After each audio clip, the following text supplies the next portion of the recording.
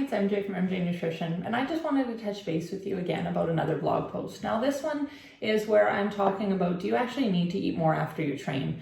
A lot of people like to use it as an excuse to have more food, but do you actually need it? So most casual exercises don't actually need to have a lot of extra food to fuel their workouts. But if you're experiencing certain symptoms, then it might be critical that you aren't actually getting enough food in your diet.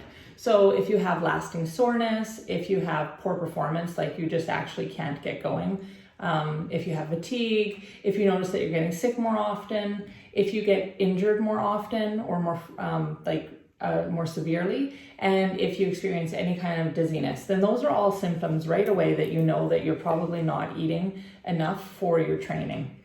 So one of the first things we want to look at actually is, do you need to eat more after you're exercising, or do you just need to eat more in general? Maybe you're not actually eating enough food in your meals during the day to allow for what energy you need for your exercising. So most people will need 2 to 3 meals a day and then 1 to 2 snacks depending on how active they are and how much they're exercising.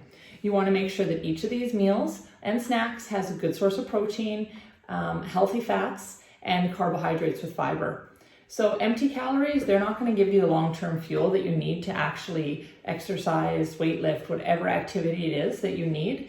Also avoid sugary drinks or sugary chocolate bars, things like that, because you don't want to actually undo all the hard work that you've done with the training. So it's fine to eat different things and enjoy a balanced diet. You know, we look at an 80-20 rule where you're eating 80% good food all the time, 20% things that are maybe not as healthy, but you really don't want to reward yourself with ultra processed foods after training.